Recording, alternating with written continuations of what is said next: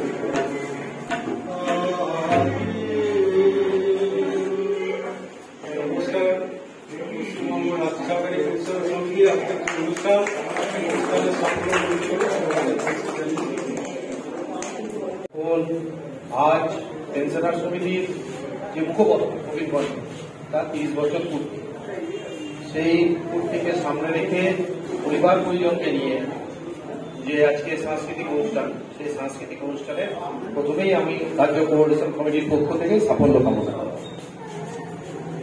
এখন বুঝতেই পারছেন যে আমরা যারা বামপন্থী মতাদর্শে বিশ্বাস করি তারা সবসময় সুস্থ সংস্কৃতির পক্ষে। আমরা কখনোই বিকৃত সংস্কৃতিকে সমর্থন করি না বা তার পক্ষে আমরা কথাও বলি না।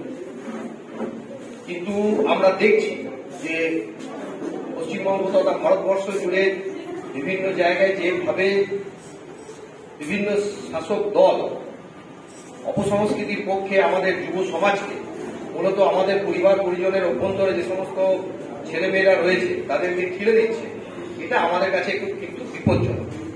এবং সেই জন্যেই এই পেনশনার সমিতির যে উদ্যোগ, এই উদ্যোগকে আমরা সাধুবাদ জানাই। কারণ আমরা দেখলাম কিছুদিন আগে, আজকে তার 100তম দিন, ওই আরজিকর কাণ্ডের আজকে 100তম দিন। একজন বাবা, একজন মা তার জীবনের সমস্ত সঞ্চয় ব্যয় করে তার মেয়েকে পাঠিয়েছিল ডাক্তারি। সেই মেয়ে আর বাড়িতে ফিরে এলো, এবং শুধু ফিরে এলো না, একটা বড় কথা না, সব থেকে বড় কথা হচ্ছে যে প্রতিনিয়ত সেই বিচারের নামে প্রহসন চলছে।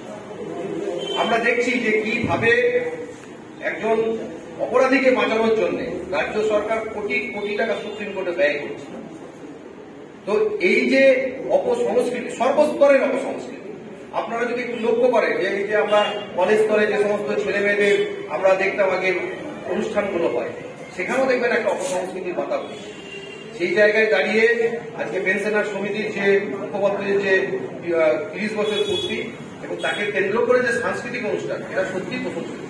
এবং দেখুন, মুখপত্র মানে বুঝতেই পারছেন, এটা হচ্ছে আমাদের হাতিয়ার। শিক্ষা আনে চেতনা, চেতনা আনে বিপ্লব। আমরা যদি শিক্ষিত না হতে পারি, শিক্ষিত মানে পুঁথিগত শুধু শিক্ষা না, সামাজিক শিক্ষা। সামাজিক শিক্ষা মানে ধরুন আমরা রাস্তা দিয়ে বেরিয়ে যাচ্ছি, দেখলাম একটা কল থেকে জল পড়ছে, এটা তো স্কুলে শেখাবে না যে দাঁড়িয়ে জলের কলটা বন্ধ করে দাও, এটা সামাজিক শিক্ষা। তো আমাদেরকে শিক্ষা আনে চেতনা, চেতনা আনে বিপ্লব। আমাদেরকে শিক্ষিত হতে হবে, এবং শিক্ষিত হতে গেলে আমাদের যে সমস্ত মুখপত্র, যে মুখপত্রগুলো আমাদেরকে সঠিক পথ দেখায়, আমাদেরকে অপসংস্কৃতির বিরুদ্ধে কথা বলতে শেখায়, সেগুলো আমাদেরকে করতে হবে। এই কটি কথা বলে আজকের অনুষ্ঠানের সাফল্য কামনা করে আমি আমার বক্তব্য শেষ করছি। আমাদের সংগঠনের পক্ষ থেকে শুভেচ্ছা জানাচ্ছি। সেই সঙ্গে আপনারা শুনলেন যে আজকে আমাদের পশ্চিমবঙ্গ রাজ্য সরকারি কর্মচারী পেনশন সমিতির যে মুখপাত্র প্রবীণ কণ্ঠ, এই সংগঠনের জন্ম 1988 সালে।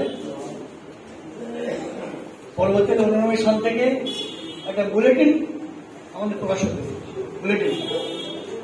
এবং 1995 সাল থেকে আমাদের প্রবীণ কণ্ঠ প্রকাশিত হচ্ছে, এবং ত্রৈমাসিক পত্রিকা বছরের 4টে আমাদের বেরোয়। এর মধ্য দিয়ে নানান সাংগঠনিক তথ্য, বিভিন্ন আন্দোলন সংগ্রামের কর্মসূচি, বিভিন্ন কিছু আমরা পেয়ে থাকি। স্বাভাবিকভাবে আমাদের কাছে এর গুরুত্ব অপরিসীম। তাই কেন্দ্র করে কেন্দ্র কমিটির সিদ্ধান্ত হয়েছে যে এবারে আমরা বিশেষভাবে উৎসব পালন করব।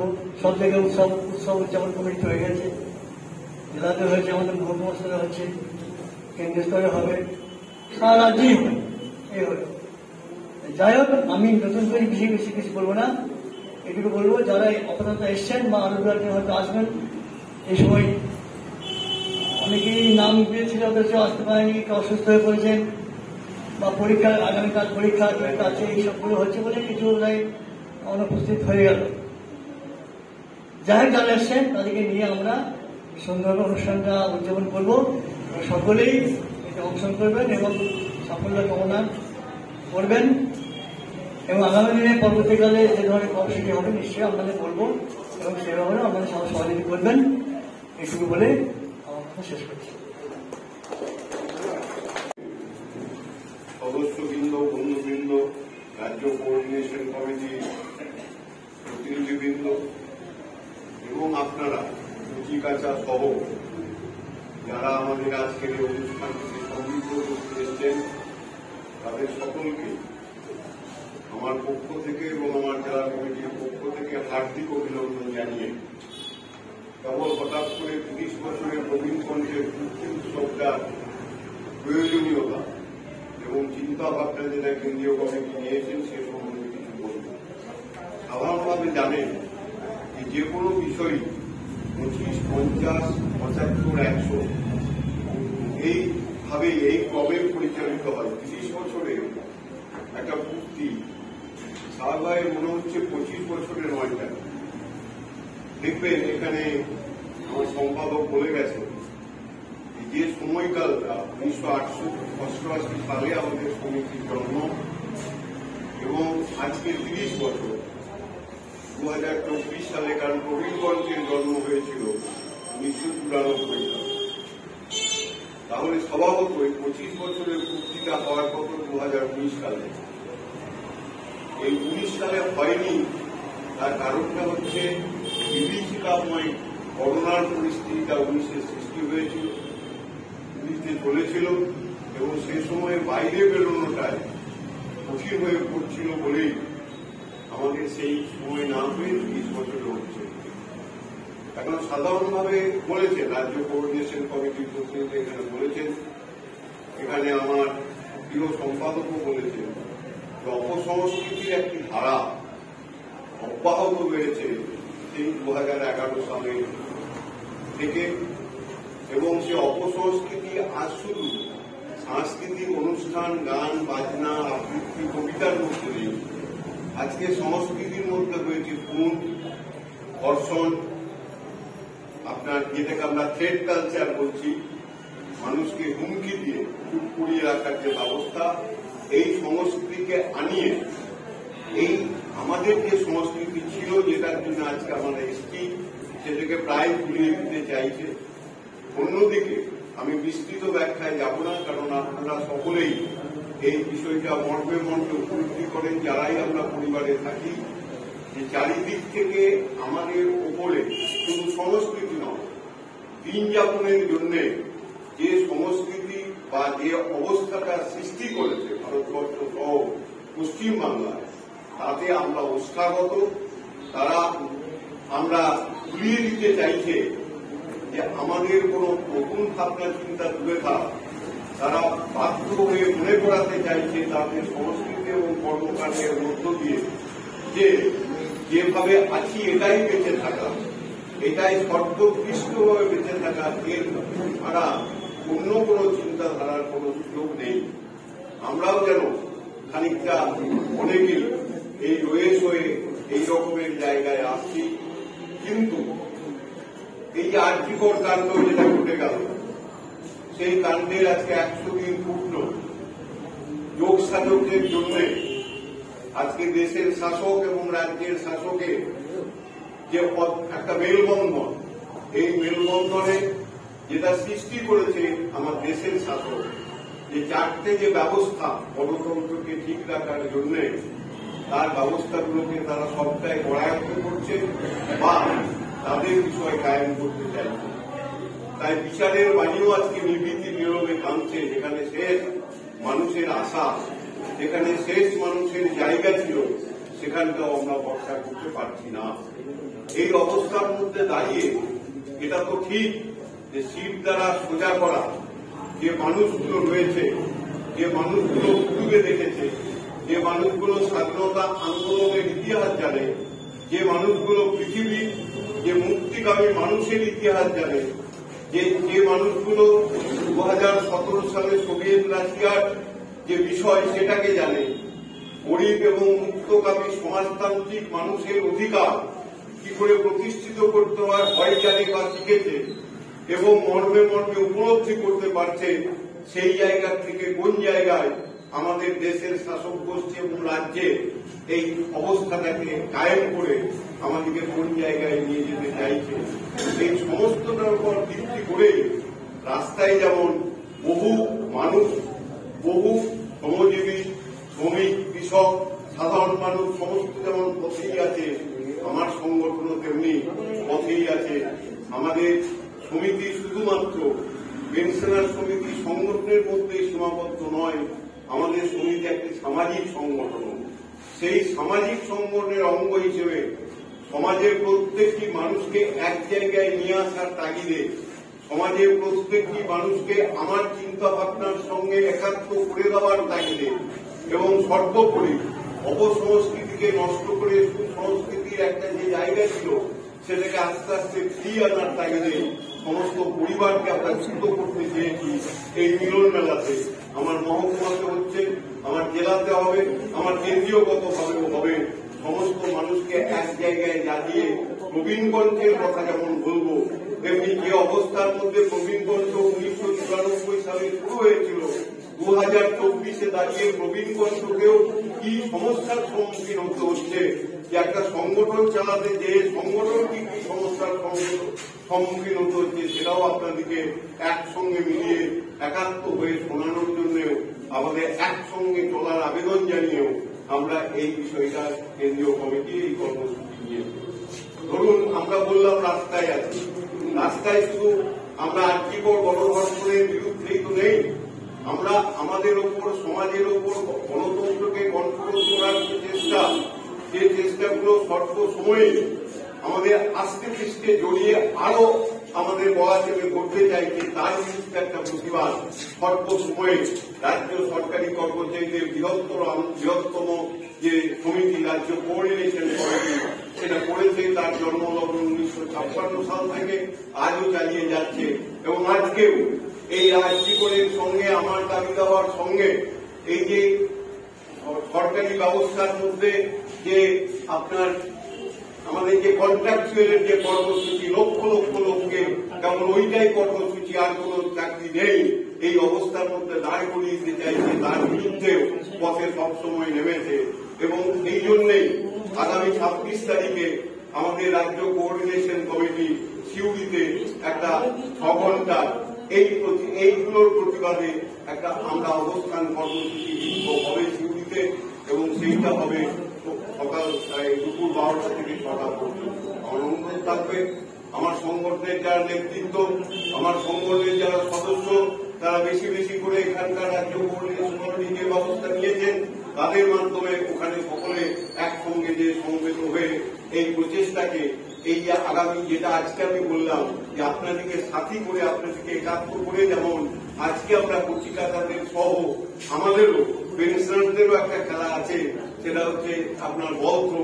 সেটা যেমন সবাই মিলে, পুরো বাচ্চা মিলে করবো, তেমনি মিউজিকের চেয়ার যেমন আমার মা বোনদের নিয়ে করবো, তেমনি পেনশনারদের নিয়ে এই যে কচিকাতা থেকে একদম আমরা পুরো এই বৃদ্ধদের যে বিষয়টা সমিতির মধ্যে সীমাবদ্ধ, কুচিগত না করে পরিবারের মধ্যে ছড়িয়ে দেওয়া, এবং কেন ছড়িয়ে দিতে চাইছি এই চিন্তাধারাকে মিলিত করার মধ্য দিয়ে আমরা আগামী দিনে সংস্কৃতি, সুসংস্কৃতি সহ আমরা সবটা জায়গায় জয়লাভ করতে পারবো। কারণ আমরা জানি আমাদের একটা মন্ত্র, এবং সেই মন্ত্র আমাদের দীক্ষিত করে, আমাদের উৎসাহিত করে, মিশেল ওভার কাম, আমরা করবো জয়। আপনারা আমাদের সঙ্গে যেমন আজকে মিলিত হচ্ছেন, স্বল্প সময়ে সেই সাথী থাকবেন, এই প্রত্যাশা রেখে পুনর্বার জেলা কমিটির পক্ষ থেকে আপনাদের অভিনন্দন জানিয়ে আমার বলা চাই। পরিবারের যারা সদস্য তাদেরকে এই ধরনের কর্মসূচিতে আরো বেশি বেশি করে যুক্ত করা দরকার। কারণ সুস্থ সংস্কৃতির পক্ষে আমরা যারা আছি, আমাদের ঐক্যবদ্ধভাবে সুস্থ সংস্কৃতির পক্ষে আমাদের বক্তব্যকে প্রচারে সমস্ত মানুষের কাছে বলা দরকার। এবং সেই প্রশ্নে বিভিন্ন ধরনের কর্মসূচিও আগামী দিনে আছে। ইতিমধ্যে বিভিন্ন কর্মসূচি বিভিন্ন স্তরে হচ্ছে, এগুলো আমাদের সেই সমস্ত কর্মসূচিগুলিতে যুক্ত হওয়া দরকার। আপনারা জানেন বিখ্যাত সঙ্গীত পরিচালক, সঙ্গীত শিল্পী, স্রষ্টা সলিল চৌধুরীকে নিয়ে বিভিন্ন কর্মসূচি আমাদের রাজ্যের বিভিন্ন জায়গায় চলছে। আমাদের এখানেও সেই কর্মসূচি হবে জেলা স্তরে। যদি কেউ সেই কর্মসূচিতে অংশগ্রহণ করতে চান, যেটা হবে 22শে ডিসেম্বর 2024 শিউড়ি চন্দ্রবতী হাই স্কুলে। সেই কর্মসূচিতে বসে আঁকো আছে, আবৃত্তি আছে, গান আছে, বিভিন্ন ধরনের কর্মসূচি আছে। আমাদের সংগঠনে যারা পরিবারের সদস্য বন্ধুরা আছেন বা তাদের পরিবার পরিজনের লোকজন আছেন বা রাজ্য কোঅর্ডিনেশন কমিটির অভ্যন্তরেও যারা আছেন, তারা সকলেই সমস্ত অংশের মানুষ এখানে অংশগ্রহণ করতে পারবেন। সেই ক্ষেত্রে আমাদের কাছে এলে যদি আমাদের কাছে নাম নেন, এখানে দু একটা জায়গায় গৌরাঙ্গ বুক স্টল বা আরো দু একটা জায়গায় নাম দেওয়ার জন্য তারা ঠিক করেছেন। আমাদের কাছেও যদি নাম নেন, আমরা তাদের কাছে পৌঁছে দেব এবং আশা করব আগামী দিনে এই কর্মসূচিতে আমাদের পরিবার পরিজনের লোকজনরা যুক্ত হবেন। এখন আজকের যে উদ্বোধনী সভা, এই সভাটা শেষ করে আমাদের যে সাংস্কৃতিক এবং ক্রীড়া যে কমিটিটা, সাব কমিটিটা হয়েছে, সেই সাব কমিটির হাতে আমরা সভাপতি মণ্ডলীর পক্ষ থেকে ছেড়ে দেব। তারা আগামী যে কর্মসূচি আছে, আবৃত্তি প্রতিযোগিতা, গানের প্রতিযোগিতা, তারা সেটাকে পরিচালনা করবেন। আমরা এখানে উদ্বোধনী সভাটা শেষ করছি। কবি কাজী নজরুল ইসলামের লেখা লিচুচু।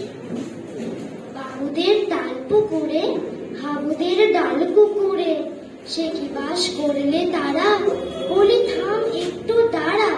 পুকুরের ওই গাছে না লিচুর এক গাছ আছে না, কোথা না আসতে গিয়ে ইয়া বড় কাস্তে গাছে গো যেই চড়েছি, ছোট এক ডাল ধরেছি, ও বাবা মরাত করে পড়েছি সরাত জোরে। পড়বি পর মালির ঘরে, সে ছিল গাছের আড়ে, বেটা ভাই বড় মচ্ছার, ধুমাধুম গোটা দুধ চার, দিলে খুব কিলো ঘুষি, একদম জোরসে ঠুসি। আমিও বাগিয়ে থাপড়, দেহাওয়া জাগিয়ে কাপড়, লাফিয়ে ডিম দেয়াল, দেখিয়ে ভিতরে শেয়াল, আরে ধ্যান শিয়াল কোথা, ভেলোটা দাঁড়িয়ে কোথা, দেখে যেই আটকে ওঠা, পুকুরেও জুড়লে ছোটা। আমি কই গম্ম কাবার, পুকুরেই করবে সাবার, বাবা গো মা গো বলে পাঁচিলের ফুকুল গুলে ঢুকি গিয়ে বসদের ঘরে, যেন প্রাণ আসলো ধরে। যাবো ফের কানমলি ভাই, চুরিতে আর যদি যাই, তবে মোর না আমি মিছা, কুকুরের চামড়া খিচা, সে কি ভাই যাই রে ভুলা, মানের পিছনি গুলা। কি বলিস বের হপ্তা, তওবা না খপ্তা। নমস্কার। কবিতা শোনাবো। আজ আমি একটি কবিতা শোনাবো, দেশটার কাছে, সুকান্ত ভট্টাচার্য। আস্তে আস্তে একদম সব। আমি একটা ছোট্ট দেশলাইয়ের কাছে, এত নগণ্য হয়তো চোখেও পড়ি না, তবু যেন মুখে আমার উসখুস করছে বারুদ, বুকে আমার জ্বলে উঠবার দুরন্ত উচ্ছ্বাস। আমি একটা দেশলাইয়ের কাছে। মনে আছে সেদিন হুলুস্থুল বেঁধেছিল, ঘরের কোণে জ্বলে উঠেছিল আগুন, আমায় অবাক করে না নিভিয়ে ছুঁড়ে ফেলায়। কত ঘরকে দিয়েছি পুড়িয়ে, কত প্রাসাদকে করেছি ধূলিসাৎ। আমি একা একটা ছোট্ট দেশলাইয়ের কাছে। এমনি কত নগর রাজ্যকে দিতে পারি ছাড় খাড় করে, তবু অপেক্ষা করবে আমাকে, তবু অপেক্ষা করবে আমাকে। মনে নেই এদিন আমরা সবাই জ্বলে উঠেছিলাম একই বাক্সে, চমকে উঠেছিলে। আমরা শুনেছিলাম তোমাদের মুখের বিবর্ণ আর্তনাদ। আমাদের কি অসীম শক্তি তা তো অনুভব করেছো বারংবার, তবু কেন বোঝো না আমরা বন্দি থাকবো না তোমাদের পকেটে পকেটে। আমরা বেরিয়ে পড়বো, আমরা ছড়িয়ে পড়বো শহরে গ্রামে গঞ্জে, দিগন্ত থেকে দিগন্তে। আমরা বারবার যদি নিতান্ত অবহেলায়, তা তো তোমরা জানো, কিন্তু তোমরা তো জানো না আমরা কবে জ্বলে উঠবো সবাই শেষবারের মতো। ধন্যবাদ। কাজী নজরুল ইসলাম। বাবুদের তাল পুকুরে, হাবুদের ডাল পুকুরে,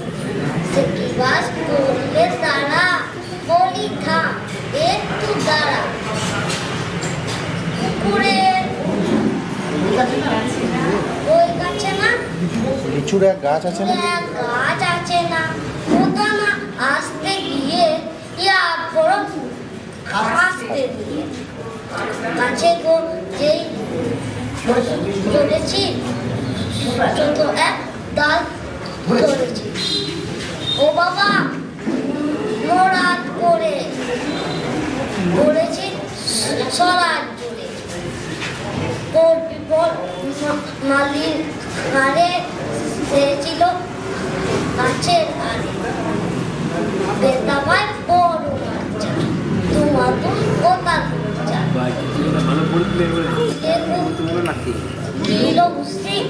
একদম জোসছে আমি বাগিয়ে থাকুন হওয়া চাগিয়ে কাপড় লাফিয়ে দেব দেয়া দেখিয়ে ভিতরে শেয়াল আরে দেখ শেয়াল কোথা পেলোটা দাঁড়িয়ে ওটা দেখে যে আজকে ওঠা কুকুরে আমি কই কর্ম খাবার কুকুরে করবে সাবার বাবা গো মা গো বলে পাচিরে ফোকল তোকে যে বসতে ঘরে যেন বা আসলো ধরে যাবো পে কান মুড়ি ভাই চুরিতে হাত যদি যায় তবে বল না মিমিছা কুকুরের চামড়া সে কি ভাই যায় বলা মালির ওই পিতনি বলা কি বলিস বেরোতা তৌবা না না খবতা একটা কবিতা আবৃত্তি করছি। আমার নাম হলো অবনীল মন্ডল। নিচু চোখ কাজে রোজি বিশ্রাম বাবুদের তাল পুকুরে হাবুদের তাল পুকুরে সে কি বাদ করলো তারা বলিতাম একটু তারা পুকুরে ওই কাছে না লিচু একটা গাছ আছে না এটা আমরা আনতে গিয়ে দিয়ে বড় গাছতে নিয়ে কাছে গিয়ে যেই চড়েছি ছোট এক ডাল ধরেছি ও বাবা মরাত করে পড়েছি ছড়ার জোরে পরিবার মালিক ঘরে সে ছিল গাছে আরে বেঠা ভাই বড় নচ্ছার টুমাটুম গোটালু ছাড় গিল ঘুষি একদম জঞ্জে ছুচি আমিও বাগিয়ে থাপড় দিয়ে হাত জাগিয়ে কাপড় লাফিয়া ডিন্নু দিয়াল দেখি এক বৃদ্ধ শিয়াল ও বা শিয়াল কোথা পেলোটা দাঁড়িয়ে তাই দেখে যেই আটকির উঠা কুকুরেও জোরে ছুটা আমি বলি কম্ব খাবার কুকুরেই করবে ছাবার বাবা গো মা গো বলে পাচিরে ফোকর গুলে পচিরে যেন বান আলো ধরে তবে ফের কান হলে মায় চুরিতে আর যদি যায় তবে ফের না হলে ছাপ কুকুরের চামড়া খেয়ে সে কি ভাই যায় রে ভোলার মালির পিঠে ঠোলার কি বলে ফের হতা তো আবার না হতা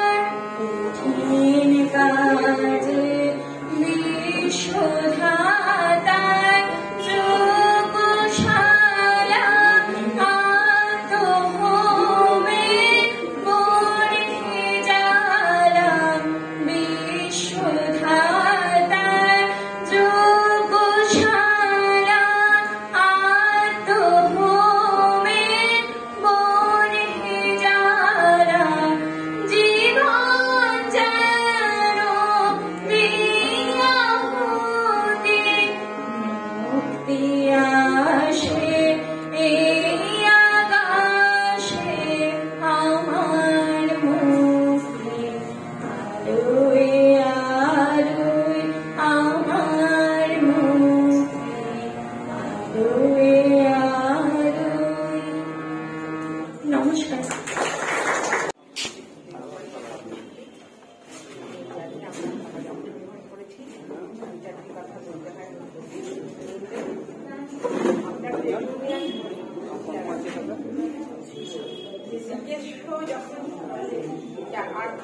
চাকরিজীবীর মধ্যে যখন থাকে তখন সেই চাকরিগত নিরাপত্তা বা চাহিদা রাজনৈতিক মন্ডলের মধ্যেও যাতে আমার নিজের মধ্যে থাকে তার জন্য আমরা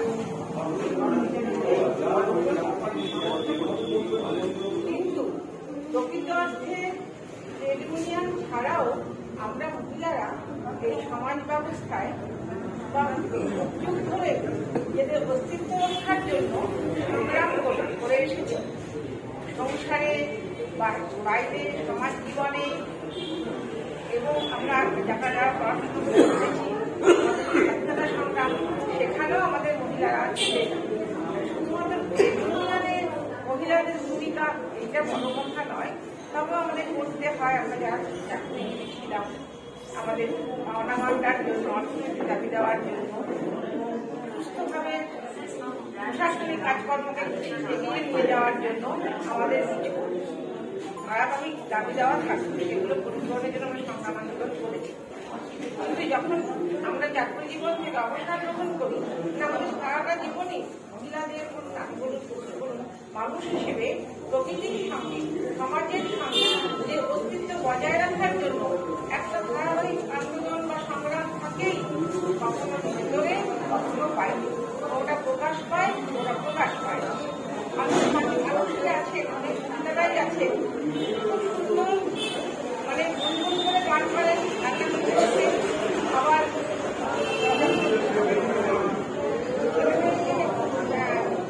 প্রতিপালন করেন, কখনো ছড়া বলেন, আবৃত্তি বলেন। মানে মানুষের মধ্যে যে সকল এত সাংস্কৃতিক বোধ, যে এস্থেটিক সেন্স, সেগুলো কিন্তু মহিলাদের মধ্যে থাকে। সেগুলো আমরা ট্রেড ইউনিয়ন করতে গিয়েও, লাভ করতে গিয়েও যখনই আমরা প্রকাশ করি, তেমনি আমরা রিটায়ার করেছি, এখন অবসর প্রাপ্ত হয়েছি। মহিলাদের সর্বত্রই আমরা সংগ্রাম করি, জীবন থেকে জন্ম থেকে সংসারকে সুন্দর রাখার জন্য, পরিবারকে সুন্দর রাখার জন্য, ছেলে মেয়েদের এই ভবিষ্যৎ জীবনের সুনাগরিক তৈরি করার জন্য। বর্তমানে যে পরিস্থিতি, সেই পরিস্থিতিতে যাতে মাথায় রাখা, তার জন্য আমাদের ট্রেড ইউনিয়ন করতে গেলে মেয়েদের ট্রেড ইউনিয়ন করি আর না করি, সমস্ত মেয়েদের একটু পড়াশুনো করা দরকার। দৈনন্দিন পত্রিকাটা পড়া দরকার, যে পত্রিকাই ঘরে আমরা আনি না কেন, শারদীয়া যে সংখ্যাগুলো আছে সেগুলোও একটু পড়া দরকার। এই পরিস্থিতিতে আপনার ঘটনাটা ঘটলো আজকের কাজে, সেই খবরাখবর ছিল। আমরা দেখেছি প্রচুর মহিলা যারা চাকরিজীবী নন, তারাও বিভিন্ন দিনে বিভিন্ন যে কর্মসূচিগুলো নেওয়া হয়েছে, আন্দোলনমুখী কর্মসূচিগুলো, প্রতিবাদী কর্মসূচিগুলো বহুকাল হচ্ছে, সেখানে আমরা অংশগ্রহণ করেছি। তারপরে মানুষের মধ্যে, মহিলাদের মধ্যে আছে, ভেতরে আগুন আছে, ভেতরে চিন্তা আছে, ভাবনা আছে। আমরা তাই তার প্রকাশ ঘটাচ্ছি। আমরা অবাক হয়েছি, ভালো লেগেছে। ব্যাংক কর্মচারী, রাজ্য পুলিশ ছিলেন, তাদের পরিবারের লোকজনরা, শুধুমাত্র রাজ্য সরকারি কর্মচারীদের পরিবার পরিজন নয়, গ্রামে যে বাচ্চা বাচ্চা মেয়েরা, 18-19 বছরের মেয়েরাও এবং যারা নাচ গানের সঙ্গে যুক্ত, সেখানকার মহিলারাও দেখেছি।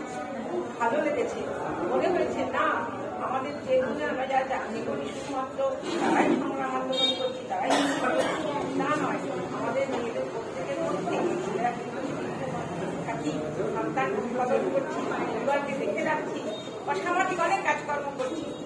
এই স্বনির্ভর গোষ্ঠীগুলোর মধ্যে দিয়ে আমরা দেখতে পাই কত মেয়েরা তাদের কত গুণাবলীগুলোকে, তাদের গুণাবলীগুলো জীবন কাটাচ্ছে। আমরা চাকরি করতে গিয়ে স্বনির্ভর গোষ্ঠীর সঙ্গে করতে গেছিলাম, দেখতে পেয়েছি চাকরি পেয়েছি। এবারে আমরা আশা করবো আমাদের যে উন্নয়নের ক্ষেত্রে যারা আছেন বা বৃহত্তর সংগ্রাম আন্দোলনে, গণতান্ত্রিক আন্দোলনে যারা আছেন, তারা সবসময় মেয়েদের যারা মনোশক্তিটা, এই চিন্তা শক্তিটা, এই ইচ্ছা শক্তিটা তাদের মধ্যে বাধিত হয় এবং স্ফুরণ থাকে, এবং একটা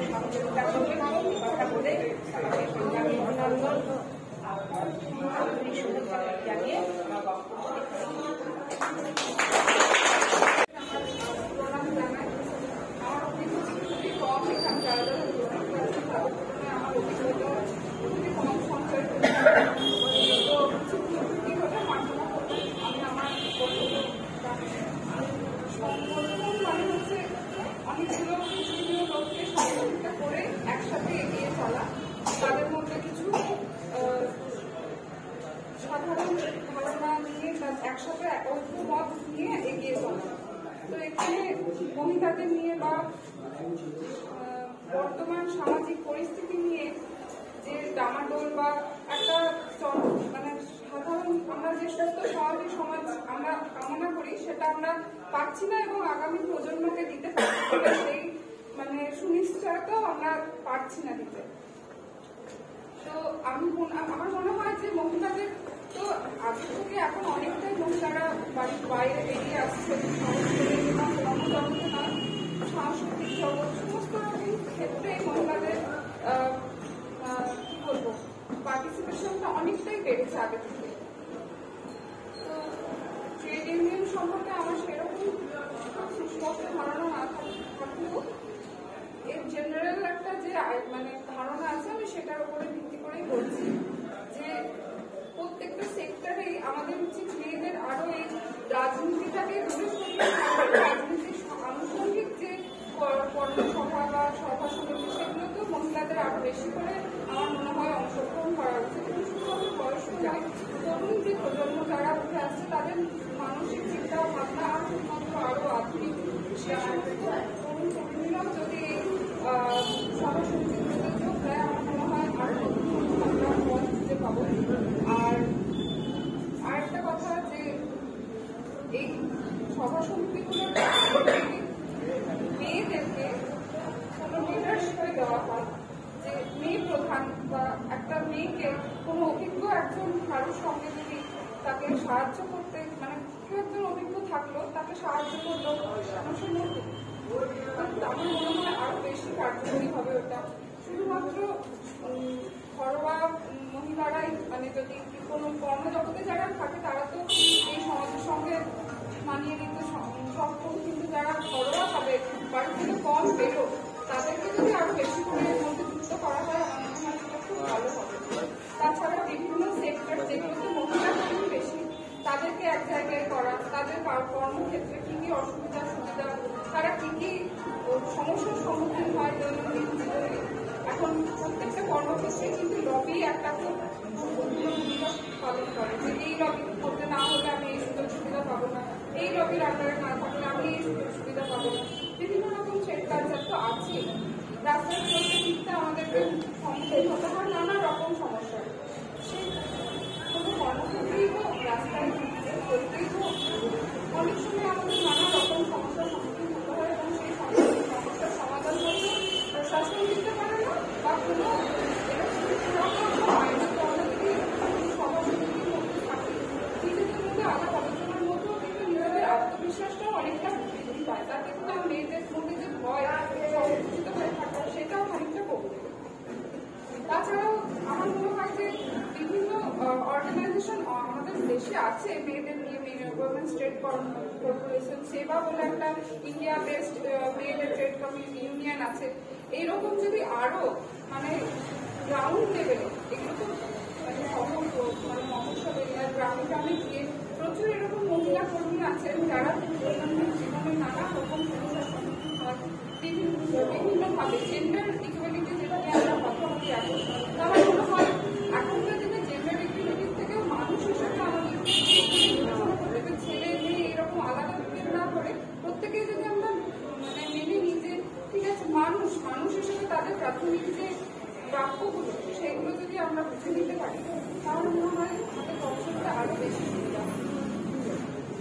তারপরে আমি আরেকটা কথা বলতে চাই যে এই যে লেবারার যারা থাকে মহিলা লেবার পুরুষ লেবার এদের পারিশ্রমিকের ক্ষেত্রে অনেক সময় বিভেদ দেখা যায় যে মহিলাদের পারিশ্রমিক তারা ঠিকঠাকভাবে প্রতিকার করতে পারে না, এই অবশ্যই লবি ট্রেড নানা রকম এইসবের আওতায় পড়ে গিয়ে তাদের কর্মক্ষেত্রে প্রচুর সমস্যার সম্মুখীন হতে হয়। ঠিকঠাক তারা সুরক্ষিত পরিবেশ পরিষ্কার পরিচ্ছন্ন হাইজিন এইগুলো আমাদের হাইজিনটাও একটা মেয়েদের জীবনের একটা অঙ্গ, তারা কর্মক্ষেত্রে ঠিকঠাক হাইজিনিক স্পেসটাও পাচ্ছে কিনা সেটাও আমাদের লক্ষ্য রাখা দরকার। আমি হয়তো গুছিয়ে অত বলতে পারলাম না, যেটুকু বললাম আমি এইটুকু এখানে শেষ করেছি।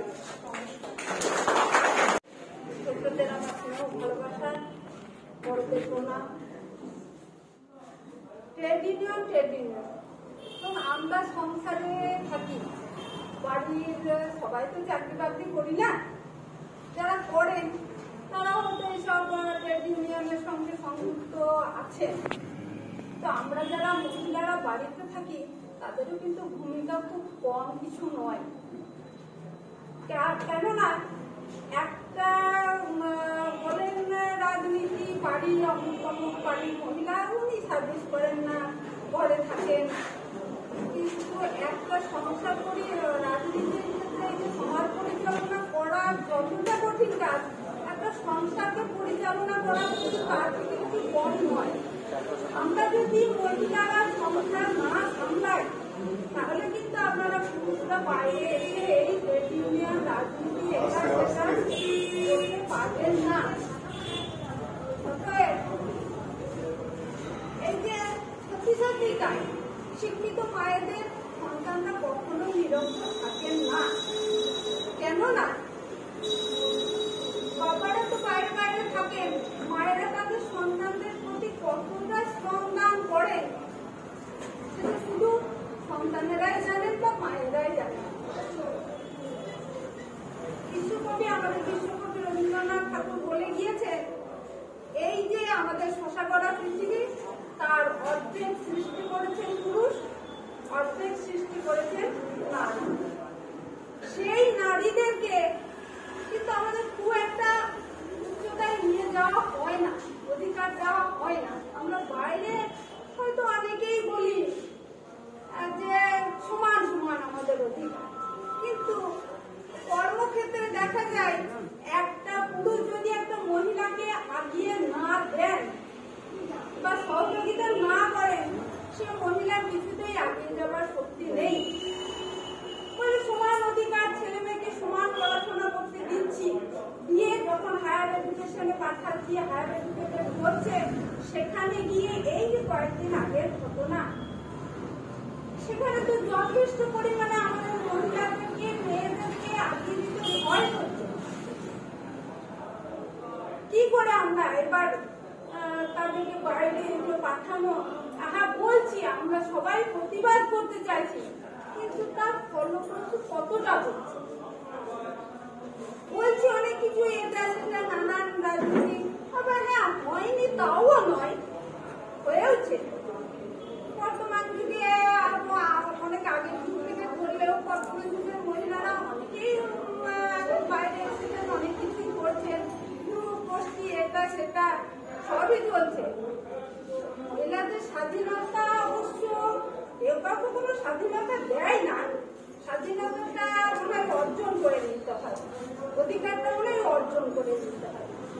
কারণ বহু আগে থেকে সেই যে সোনার যুগে সোনাও তো সত্যি কথা বলতেন, প্রতিবাদ করতেন বলে তাকেও কত বড় শাস্তি পেতে হয়েছে। এখনো বর্তমানে তার যে পরিবর্তন হয়েছে বলে আমার যেন মনে হয় না। লোক সংখ্যা, এখনকার লোক সংখ্যা অনেক বেশি বৃদ্ধি পেয়েছে। সেই হিসেবে এই বেশিরভাগ জায়গাতে শুনি যে বাবা মাকে ভর্তি করো ছেলেরা, মেয়েদের কি বাবা মা নেই?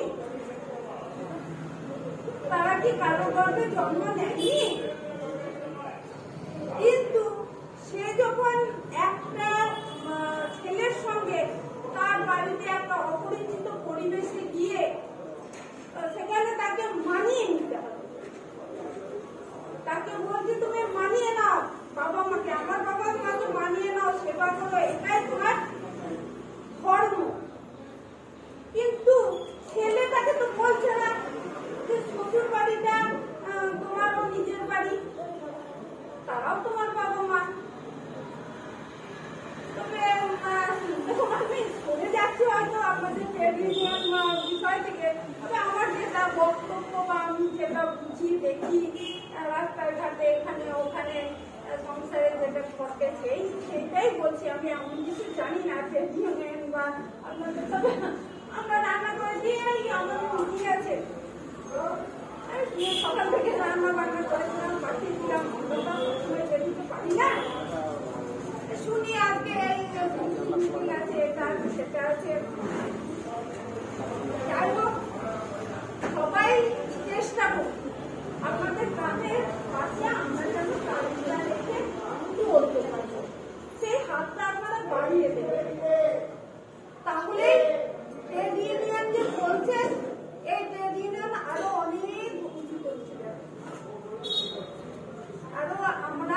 পাশাপাশি বেশ একজনের কাঁধের উপরে আরেকজন কাঁধ রেখে চলতে পারি, হাতটা রেখে, তাহলে হয়তো আমরাও কিছুটা শান্তি পাবো, সংসারের কাজগুলো করে বেশ একটা সাংস্কৃতিক শিক্ষিত।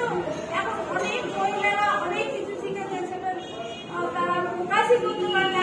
এমন ফ্যামিলি আছে সব জানছেন, সব বুঝছেন, তিনি টেকনিক্যাল করছেন, তিনি শিক্ষিত করছেন, তিনি বড় বড় সার্ভিস করছেন, কিন্তু তার ওয়াইফ তিনি বাইরে বেরোতে দেবেন না, কিচ্ছু করতে দেবেন না, রাগ করবেন না, কিন্তু কেউ রাগ করবেন না। তার সেই যোগ্যতাটাকে যে আমার ওয়াইফ এটা করতে পারেন, তাকে আমি একটু আগিয়ে দিই, তাহলে আরো সে পাঁচজনকে টেনে নিয়ে যেতে পারবে। কিন্তু সেটি আমার সবার ক্ষেত্রে নয়, তবে এরকম আছে অনেক মেয়েদের। একটা ছেলে বিয়ে না করলে 25, 30, 40 চলে যাচ্ছে, সে স্বাধীনভাবে বাইরে ঘুরছে চলছে। কিন্তু একটা মেয়ে যতই লেখাপড়া ছিল, যতই চাকরি বাকরি করবো, যতই স্বাধীন করবো, কিন্তু তার সেই অধিকার সে যে কারোর কাঁধে নিয়ে তো করতেই হবে। তাকে যে কেউ নিয়ে যাবে পাশাপাশি আমার সঙ্গে চলো, তুমি আরো আঁকাও, আরো কিছু করো, সেইটা আমাদের সমাজ করতে চাই।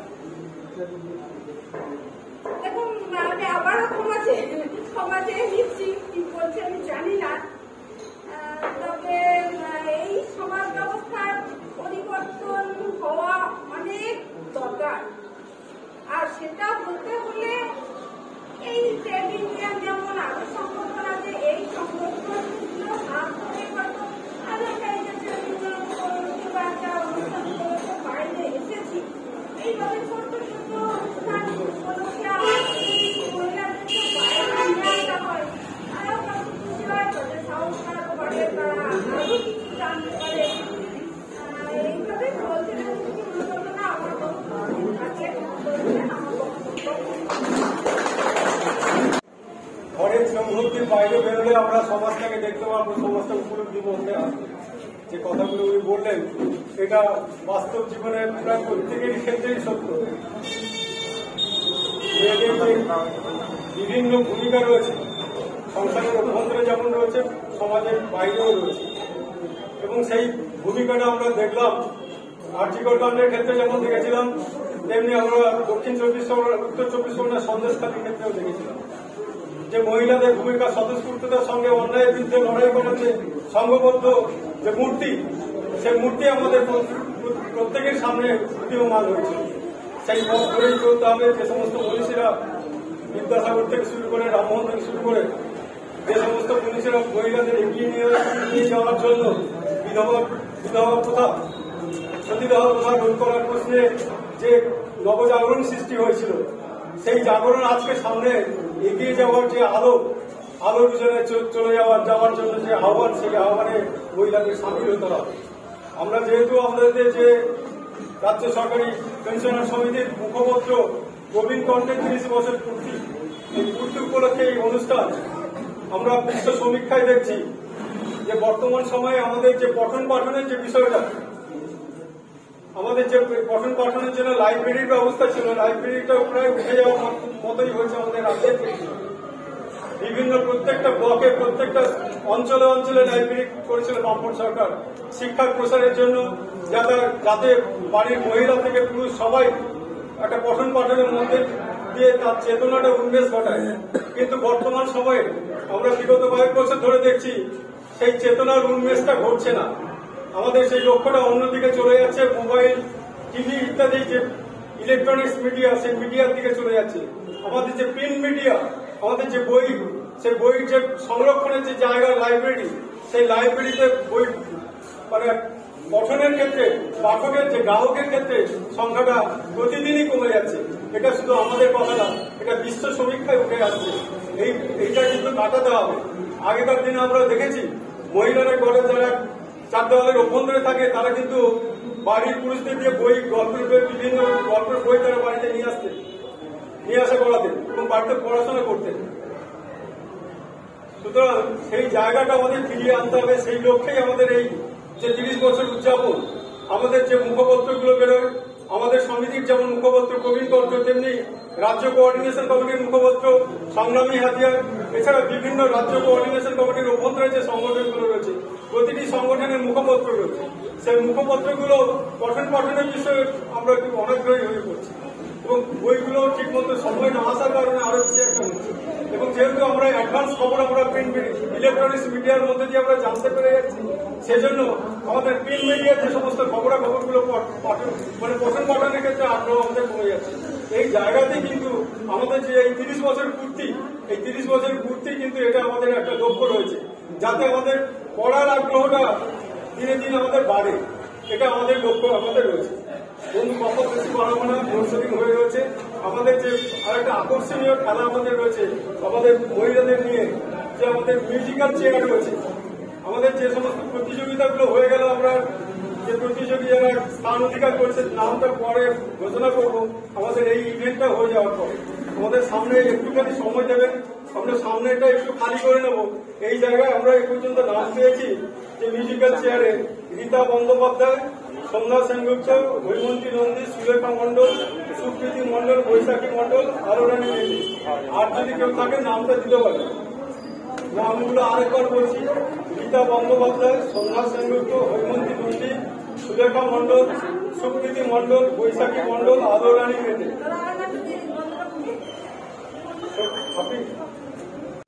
খেলা শুরু হচ্ছে।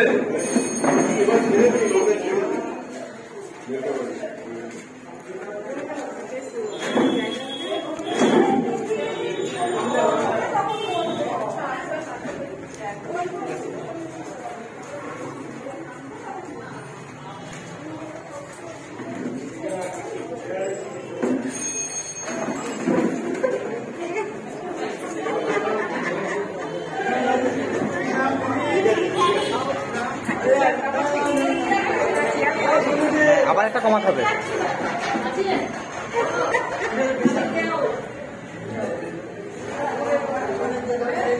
শুরু হচ্ছে।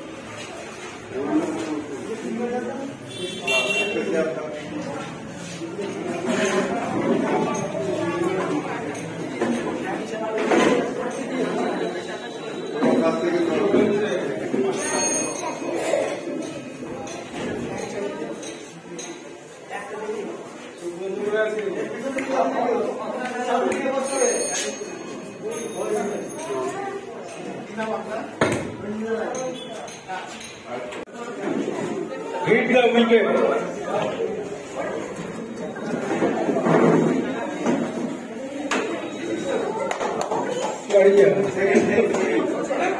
এরপরে পলি মজুমদার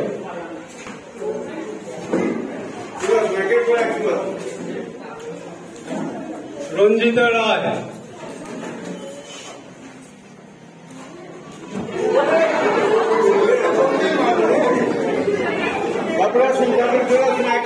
আপনারা বসে যান, আপনারা নিজে নিজে সিটে বসে যান, তারপর চলে আসুন।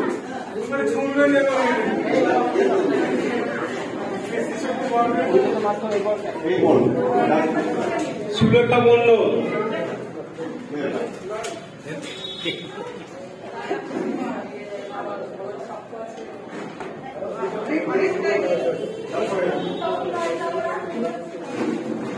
কৃষ্ণনাথ মুখার্জি, আমি কৃষ্ণ চলেছে এখন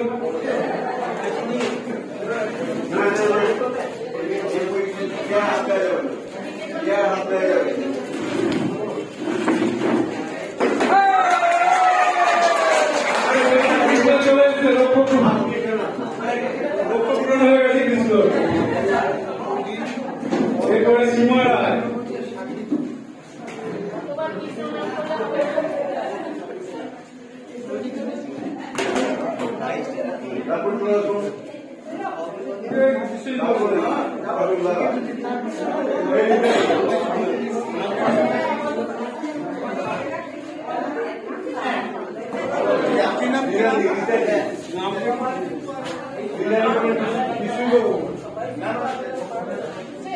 চক্রবর্তী,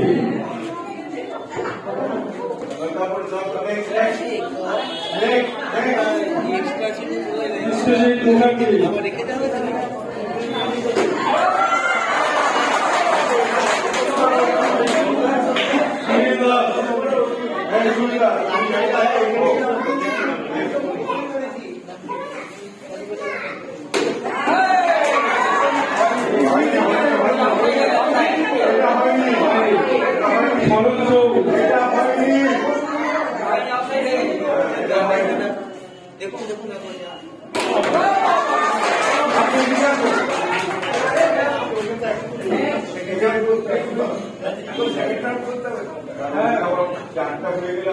সত্যনারায়ণ ভান্ডারী,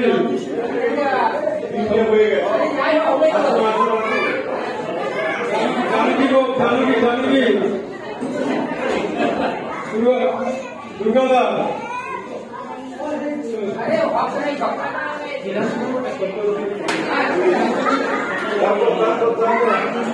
জানকী গোপ,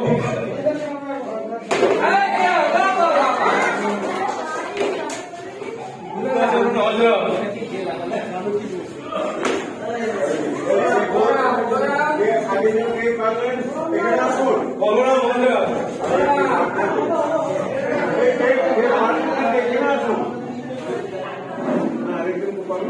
বলরাম ভান্ডার, গৌতম মিয়া,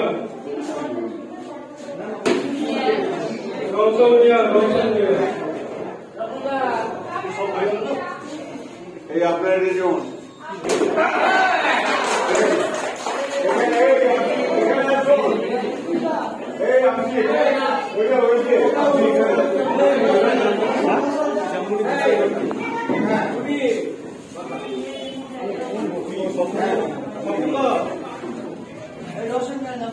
আপনাদের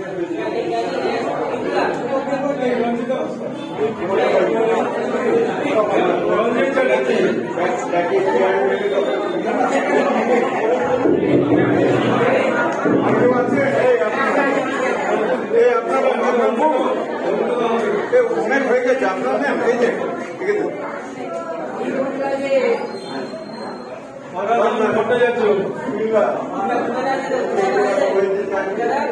যাকে হয়েছে তার আবার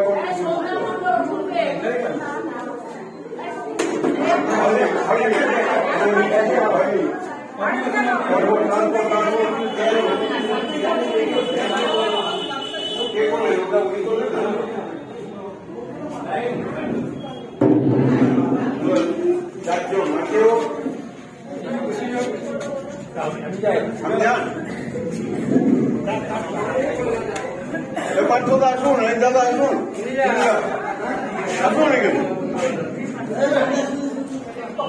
বিশ্বজিৎ ব্যানার্জি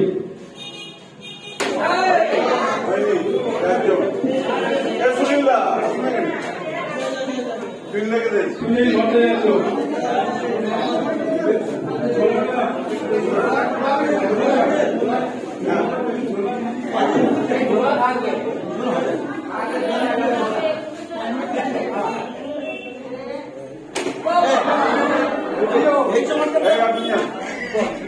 ভালো হয়েছে না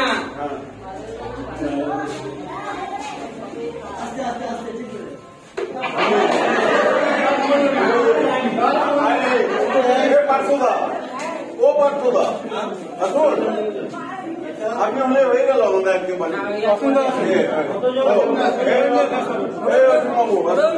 বলছেন যখন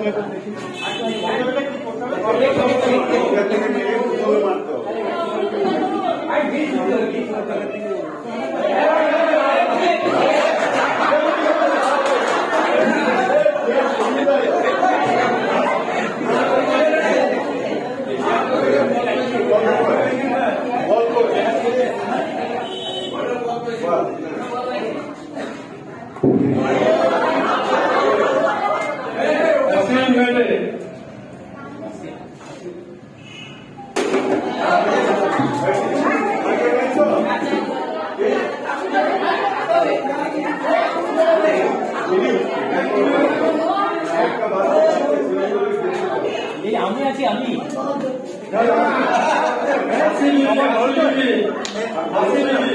পাগল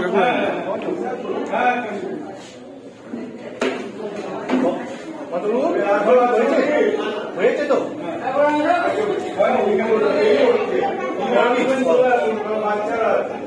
বাচ্চাদের খাবারের রেডি হয়ে যায় আর কেউ আছে আপনি জানেন আপনি এই চারজনের এই পাঁচজন এই পাঁচজনের আর একটু ডিস্টেন্স করে আচ্ছা যারা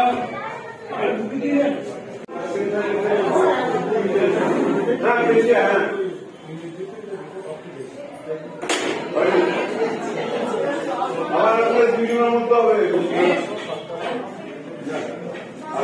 মুখার্জি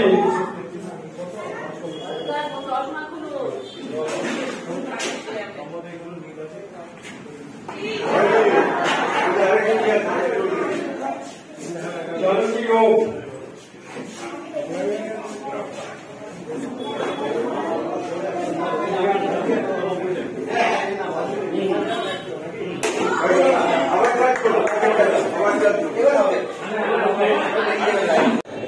তার মধ্যে আমাদেরকে প্রথম ডিক্লেয়ার করতে হবে। আমরা সবাইকে উৎসাহিত করছি। তবু আমরা যারা প্রথম দ্বিতীয় তৃতীয় তাদের বিষয় রয়েছে তার কোনো ঘোষণা করছি। আর কদিন আগে আবৃত্তি প্রথম হচ্ছে অদ্রিজা মন্ডল প্রথম আমাদের সবাই কর্মচারী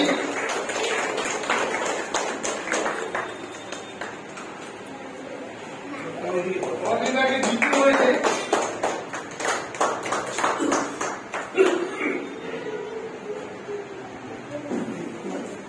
দ্বিতীয় অগ্রণী মন্ডল দ্বিতীয় অগ্রণী মন্ডল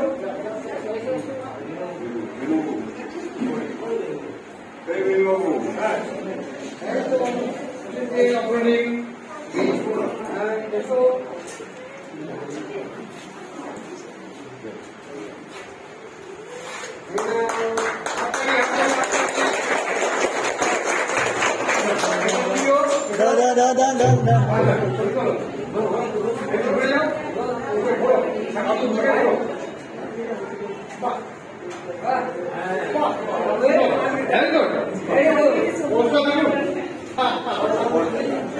তৃতীয় দীপশ্রী দাসগুপ্ত,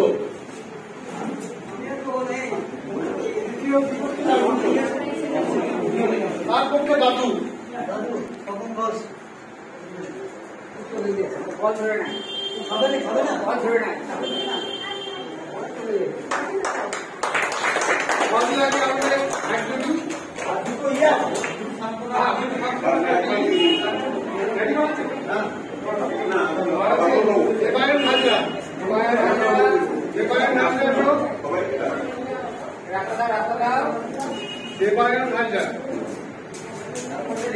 তারপরে এটা হচ্ছে দেবসুর মাঝি,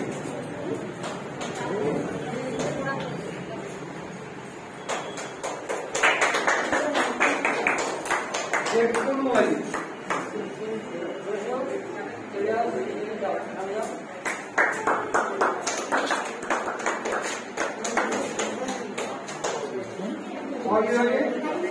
আবৃত্তি একজনই ছিল অদিতি ঘোষ।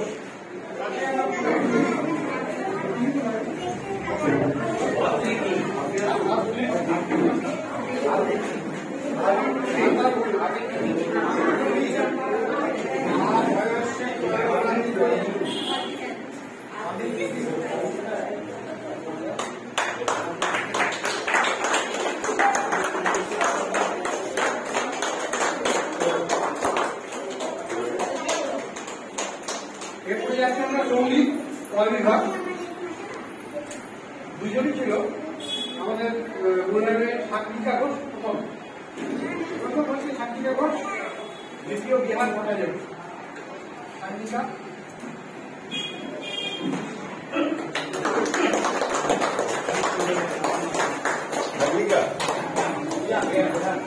বিহার ভট্টাচার্য চলে গেছেন দাদু দিচ্ছেন, দাদুকে হাত পাঠিয়ে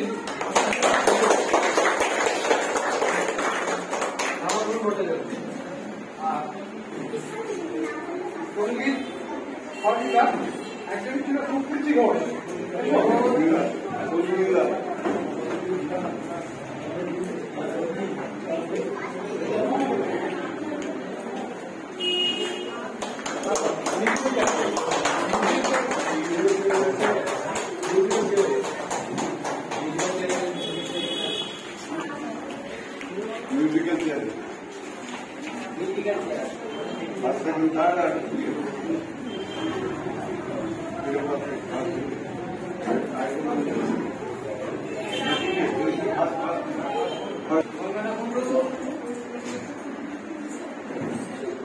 দ্বিতীয় রঞ্জিতাদি দ্বিতীয়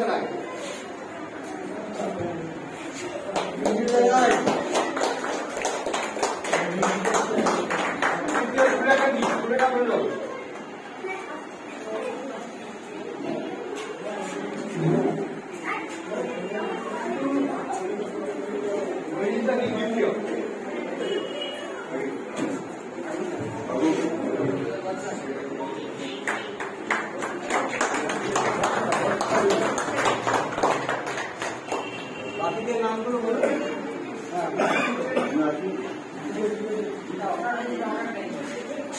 গীতা বন্দ্যোপাধ্যায়, গীতা বন্দ্যোপাধ্যায়,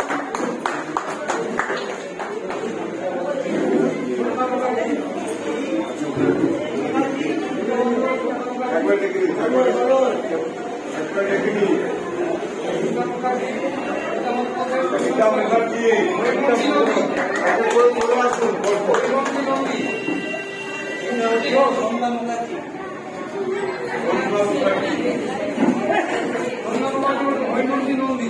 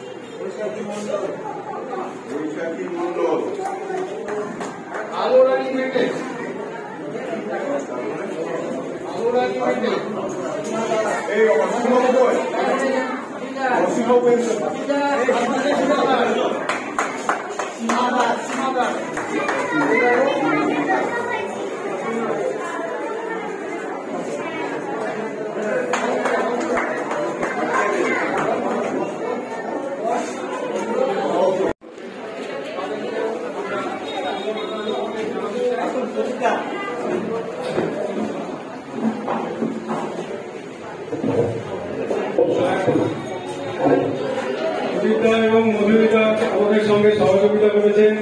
আমরা আমাদের মহকুমা কমিটির পক্ষ থেকে অভিনন্দন জ্ঞাপন করছি। আগামী দিনে এই ধরনের কর্মসূচি আমাদের হবে, আপনারা যেভাবে সহযোগিতা